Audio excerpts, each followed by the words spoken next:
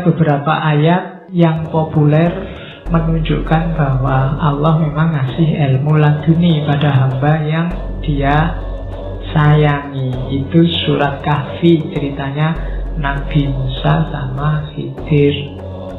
Jadi Nabi Musa sama Khidir ini biasanya jadi simbol ceritanya laduni. Dan suatu ketika ceritanya Nabi Musa itu ditanya oleh umatnya, "Wahai Nabi Musa, manusia paling pintar di dunia ini siapa?" Dengan pedenya Musa bilang, "Aku, tidak ada lagi yang lebih pintar dari aku." Terus oleh Allah, "Musa, kamu kok gaya gitu?" "Ya baiklah, ayo kamu tak kenalkan dengan hambaku yang jauh lebih pintar dari kamu." Terus Musa ngajak muridnya, namanya Yusha bin Nun, itu nanti naik laut, disuruh mencari pertemuan dua laut. Karena hamba yang disayangi Allah ini menguasai dua lautan. Ini sebenarnya analogi pengetahuan. Dia cerdas secara rasional, cerdas secara intuitif. Ayatnya, "Fawajada abdan min ibadina atainahu rahmatan min indina wa 'allamnahu min ladunna ilma." Kalau dari urutannya ayat, dan dia ketemu dengan salah seorang hamba kami, sebelum dikasih ilmu laduni apa dikasihnya? Rahmatan min indina, cinta dan sayang Allah. Kalau Allah sudah cinta dan sayang, baru alamnahu min ladunna ilma. Jadi ini tahapnya. Kejarlah dulu sayang dan cintanya Allah, maka kamu akan dapat antara lain ilmu. Itu kalimat selanjutnya, qala lahu Musa hal attabi'uka ala an tu'allimani mimma ullimta rusyda. Musa berkata padanya, "Boleh tidak saya ikut kamu sehingga kamu bisa mengajarkan padaku yang diajarkan padamu?" Tapi sebenarnya Khidir ini nolak. Katanya Khidir, "Qala innaka lan tastati'a ma'ya sabra." Engkau tidak akan sabar ketemu aku. Kenapa tidak sabar? Wa kaifa tasbiru ala ma lam tuhit bihi khubra. Bagaimana engkau bisa sabar kalau engkau tidak tahu, engkau tidak dikasih kabar? Karena ilmu ini dikasih. Kalau tidak ngerti modusnya, tidak ngerti alasannya, kamu tidak akan bisa sabar. Itu kadang-kadang kan ada orang yang mengkritik wali Allah, mengkritik para ulama, karena tidak ngerti ilmunya. Gimana engkau bisa sabar kalau kamu tidak ngerti ilmunya? Tapi Musa nekat dan terbukti kan tidak sabar. Karena memang pakai logika normal yang dilakukan oleh Khidir itu tidak masuk akal. Sudah ditumpangi perahu, perahunya malah dirusak. Itu kan tidak tahu terima kasih. Lagi enak-enak jalan, ada anak kecil tiba-tiba dibunuh. Itu kan kriminal luar biasa. Tidak masuk akal. Diusir-usir orang dari desa, minta makan, minta tolong, tidak ada yang mau nolong. Tiba-tiba ada rumahnya penduduk yang roboh, dibantu mendiriin, dibantu bangun. Nah itu kan nggak masuk akal semua. Orang jadi nggak sabar. Kita sudah diusir-usir, kok sekarang malah dibantu orang desa, wong kita yang butuh. Anak kecil nggak tahu apa-apa dibunuh.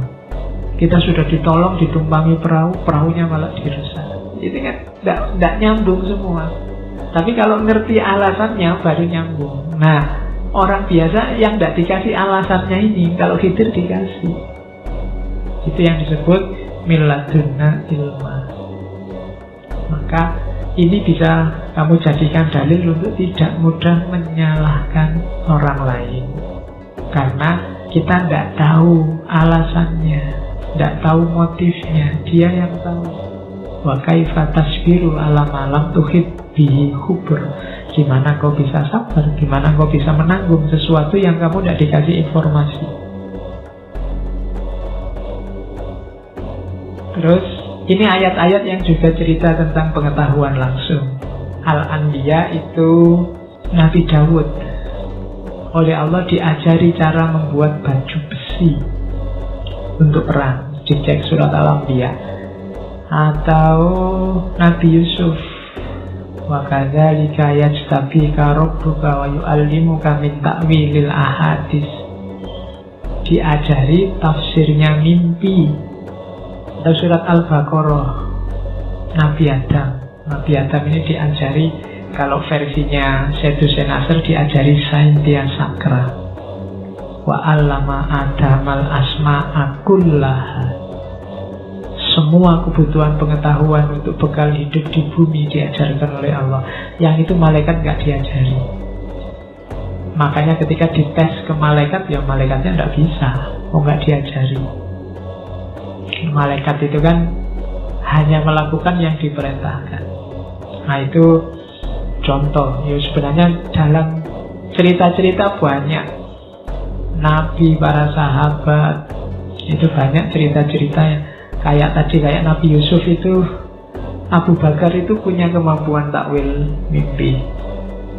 Suatu ketika Nabi bilang, Abu Bakar, saya mimpi, saya jalan diikuti oleh domba warna hitam banyak. Tapi setelah itu diikuti oleh domba warna putih lebih banyak lagi, sampai warna hitamnya tidak kelihatan. Nah itu Nabi ngobrol sama Abu Bakar. Yang bisa menakwil mimpinya Abu Bakar.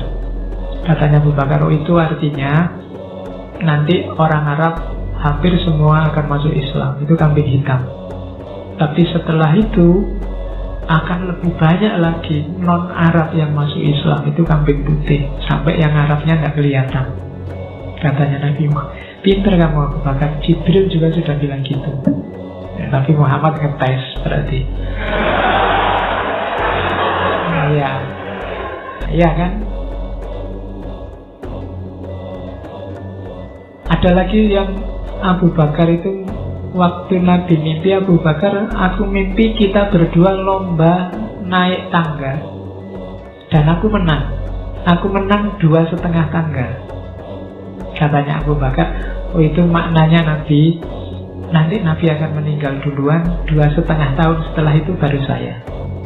Dan ternyata ya pas, kekhalifahan Abu Bakar kan 2,5 tahun, terus beliau meninggal.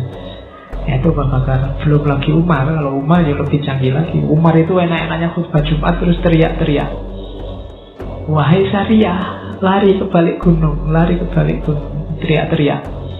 Sahabat iki lu, orang khutbah kok teriak-teriak, tidak jelas ini. Waktu ditanya, katanya Umar, ya waktu dia khutbah, dia melihat pasukan yang sedang perang di Nahawan, perang di daerah Persia, itu sedang terdesak mau kalah. Dan Umar teriak-teriak mengingatkan orang, suruh lari, suruh berlindung ke balik gunung. Nah ini kan pengetahuan ini dari Allah. Nabi Muhammad kan juga begitu. Waktu Isra Mi'raj, begitu pulang dari Isra Mi'raj, ketemu Abu Jahal. Katanya Abu Jahal, beneran kamu habis dari Masjidil Aqsa? Iya. Berani jamin? Berani. Akhirnya kan orang-orang tak undang ya, katanya Abu Bakar. Ya diundang semua. Jadi orang pertama yang memperingati Isra Mi'raj itu Abu Jahal.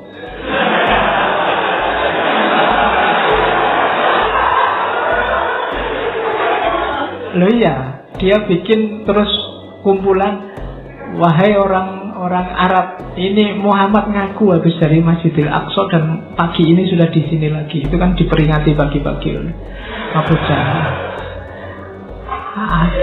Silahkan tanya. Akhirnya kan mereka ngetes Nabi, tanya Masjidil Aqsa itu kayak gimana, tiangnya gimana. Dan Nabi bisa cerita karena ceritanya Allah ngasih pengetahuan langsung.